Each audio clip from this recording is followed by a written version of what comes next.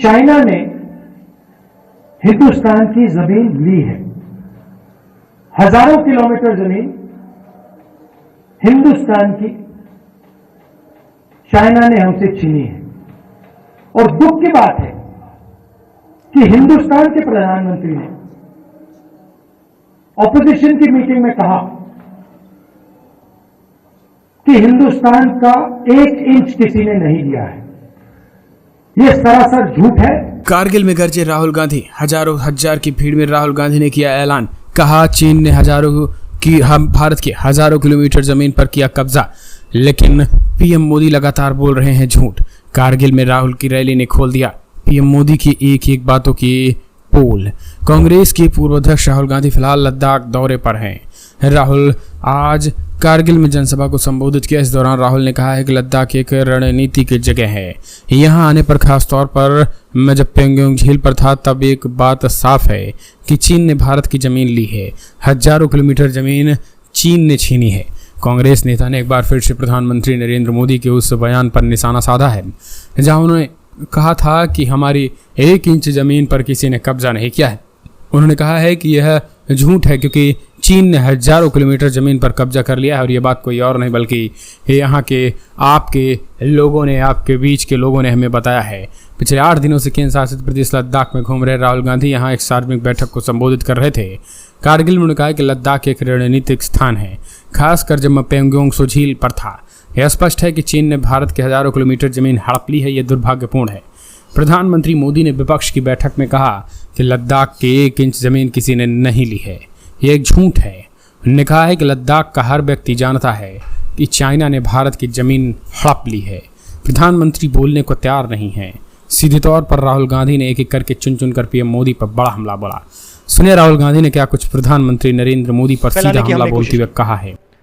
यात्रा का मैसेज था, बहुत अच्छा नारा जो यात्रा में से निकला था। नफरत के बाजार में हम मोहब्बत की दुकान खोलने निकले हैं। और यही आपकी सोच है। पिछले दिनों में अपनी आंखों से मुझे यह देखने को मिला। यात्रा श्रीनगर में नहीं रुकनी थी, यात्रा को लद्दाख में आना था, मगर उस समय सर्दी थी, बर्फ थी और एडमिनिस्ट्रेशन ने हमें मना किया, कहा कि लद्दाख में नहीं जाना चाहिए। तो हमने बात मान ली थी। तो मेरे दिल में था और अभी भी है कि लद्दाख में भी हमें वो यात्रा चलानी चाहिए। शायद छोटा सा पहला कदम लिया, पैदल नहीं गए मगर मोटरसाइकिल में मैं गया।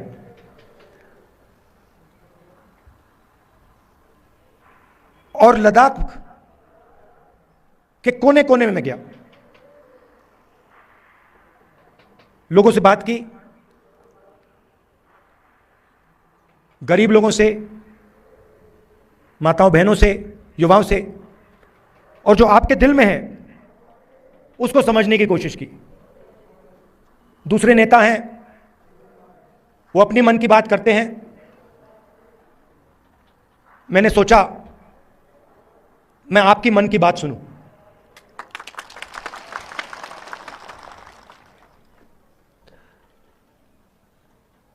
एक बात तो बिल्कुल साफ है कि जो गांधी जी की विचारधारा है, कांग्रेस पार्टी की विचारधारा है, वो लद्दाख के खून में और डीएनए में है। और मैं सिर्फ नहीं बोल रहा हूं, आपको ये मत समझिए कि मैं आपको भाषण में बात बोल रहा हूं। मोटरसाइकिल में मैंने पूरे लद्दाख का चक्कर काटा है और रास्ते में देश भर से हमारे लोग लेबर का काम करते हैं। बिहार से, राजस्थान से, उत्तर प्रदेश से, झारखंड से, छत्तीसगढ़ से, अलग अलग स्टेट से यहां लोग सड़क बनाने, लेबर का काम करते हैं। और मैंने जानबूझ के इनसे सवाल पूछा। मैंने इनसे पूछा, देखिए आप यहां सर्दी में काम कर रहे हो, यूपी से आए हो, बिहार से आए हो, वहाँ पे इतनी सर्दी नहीं पड़ती, यहाँ पे -10-20 हो जाता है। आपको लद्दाख के लोग कैसे लगते हैं? क्या आपको लगता है कि यहाँ आप अकेले काम कर रहे हो, या लद्दाख के लोग आपकी मदद करते हैं, आपको प्यार दिखाते हैं? मैंने उनसे पूछा, और एक से नहीं, अनेक लेबरर्स से मैंने पूछा, और सारे के सारे लेबरर्स ने मुझे बताया कि हम अपने घर से हजारों किलोमीटर दूर हैं, हमारा परिवार यूपी में है, बिहार में है, मगर लद्दाख में हमें ऐसा लगता है कि हमारा दूसरा घर है। यहां पे जो भी कठिनाई होती है, पत्थर गिर जाते हैं, चोट लग जाती है, सर्दी होती है, भूख लग जाती है, लद्दाख के लोग हमारी मदद करते हैं, और जब भी हम उनके पास मदद के लिए जाते हैं, वो एकदम हमारी मदद करते हैं। तो ये आपके डीएनए में है। आप एक साथ इज्जत के साथ बिना नफरत के रहते हो, और जो कांग्रेस पार्टी विचारधारा है वो आपके दिल के अंदर है। तो इस दौरे में आपने मुझे क्या बताया?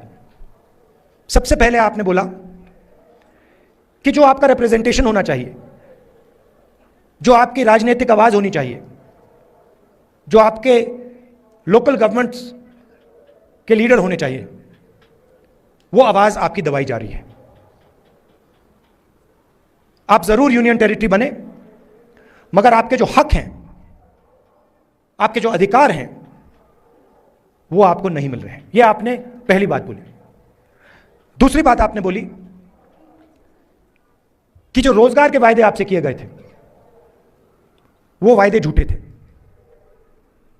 और लद्दाख के कोने कोने में अगर किसी भी युवा से बात की जाए, वो आपको कहेगा कि लद्दाख बेरोजगारी का एपिसेंटर है। तीसरी बात आपने बोली कि जो सेलफोन की कवरेज होनी चाहिए, जो कम्युनिकेशन का सिस्टम होना चाहिए, वो नहीं है। यहां शायद आपने लोकल एयरपोर्ट की भी बात की कि यहां पे आपका एयरपोर्ट है, मगर हवाई जहाज नहीं आता है।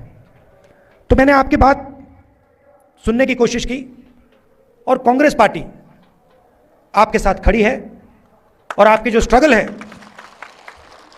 चाहे वो आपकी जमीन का मामला हो, चाहे वो रोजगार का मामला हो, चाहे वो आपका जो कल्चर है, आपकी जो भाषाएं हैं, उसकी रक्षा करने की बात हो, हम आपके साथ एक साथ खड़े हैं। यहां पे सब लोग जानते हैं कि बहुत सारे नेचुरल रिसोर्सेज हैं। 21वीं सदी में सोलर एनर्जी की बात की जाती है, और लद्दाख में सोलर एनर्जी की कोई कमी नहीं है। बीजेपी के लोग ये जानते हैं, समझते हैं कि अगर आपको रिप्रेजेंटेशन दिया जाए तो फिर वो आपसे आपकी जमीन नहीं छीन पाएगी। मामला जमीन का है, और बीजेपी के लोग जो आपकी जमीन है आपसे लेना चाहते हैं। अदानी जी के बड़े बड़े प्रोजेक्ट यहां लगाना चाहते हैं, और उन प्रोजेक्ट्स का फायदा आपको नहीं दिलवाना चाहते हैं। हम ये कभी होने नहीं देंगे। कांग्रेस पार्टी ने जो ले की एपेक्स बॉडी है, और कारगिल डेमोक्रेटिक अलायंस जो है, और इनकी जो डिमांड्स हैं, उनका हमने पूरा समर्थन किया है। आखिरी बात मैं आपसे कहना चाहता हूं, लद्दाख एक स्ट्रेटेजिक जगह है, और यहां आने पर, खासतौर से जब मैं पैंगोंग लेक में था, तो एक बात बिल्कुल साफ है कि चाइना ने हिंदुस्तान की जमीन ली है। हजारों किलोमीटर जमीन हिंदुस्तान की चाइना ने हमसे छीनी है। और दुख की बात है कि हिंदुस्तान के प्रधानमंत्री ने ऑपोजिशन की मीटिंग में कहा कि हिंदुस्तान का 1 इंच किसी ने नहीं लिया है। यह सरासर झूठ है।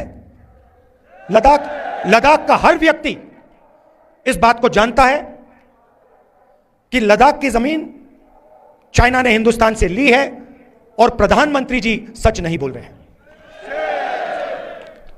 और आपका जो रोल रहा है, खासतौर से कारगिल का रोल रहा है, उसके बारे में मैं कहना चाहता हूं। जब भी हिंदुस्तान को आपकी जरूरत पड़ी है, जब भी बॉर्डर पे युद्ध हुआ है, तो कारगिल के लोग एक आवाज के साथ हिंदुस्तान के साथ खड़े हुए हैं। यह आपकी हिस्ट्री है, यह आपने एक बार नहीं अनेक बार देश को दिखाया है। तो मैं इसके लिए आपको दिल से धन्यवाद करना चाहता हूं और आपको आश्वासन देना चाहता हूं कि इस देश में बहुत सारे धर्म के लोग हैं, अलग अलग जात के लोग हैं, अलग अलग भाषाएं बोलते हैं लोग। हमारे लिए सब लोग एक हैं और इस देश में सब लोगों को इज्जत से, मोहब्बत से रहना चाहिए। आप यहां आए, आपने अपना कीमती समय मुझे दिया, इसके लिए मैं आपको दिल से धन्यवाद कहना चाहता हूं।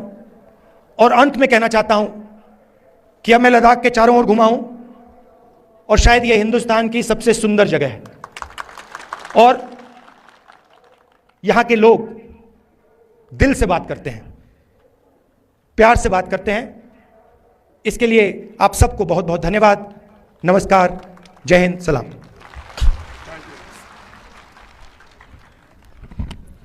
अभी आपसे राहुल गांधी जी मुखातब हुए थे और उन्होंने बता दी वो करगिल के आवाम को, करगिल में रहने वालों को और उनकी कुर्बानियों को हमेशा याद करेंगे और हिंदुस्तान के सबसे बड़े ऐवान, सबसे बड़े हाउस में करगिल की आवाज़ बन के, लद्दाख की आवाज़ बन के न सिर्फ वो खुद बल्कि उन्होंने ये वादा दिलाया कि पूरे कांग्रेस के लोग आपकी आवाज़ बन के आपके हुकूक के लिए आवाज़ उठाते रहेंगे। मैं दिल से करगिल के आवाम की तरफ से, लद्दाख के आवाम की तरफ से जनाब राहुल गांधी जी, उनकी पूरी टीम का, मैडम रजनी पटेल, उनकी पूरी टीम का और उनके साथ आए हुए मीडिया के साथियों का फिर एक बार शुक्रिया अदा करता हूं और उम्मीद रखता हूं कि ये राहुल गांधी जी का आखिरी विजिट ना हो बल्कि एक और सिलसिला लेके फिर करगिल, लेह की सरजमीन, लद्दाख की सरजमीन में राहुल गांधी जी आए और 2024 में इंशाल्लाह पूरी हिंदुस्तान में राहुल गांधी जी इंडिया अलायंस की गवर्नमेंट बना के बीजेपी और इसके साथियों को साफ करके एक नई हिंदुस्तान की शक्ल में हमें गिफ्ट की शक्ल में पेश करेंगे। इन्हीं अल्फाज के साथ मैं इनका शुक्रिया। एक आखिरी चीज बोलना चाहता हूँ,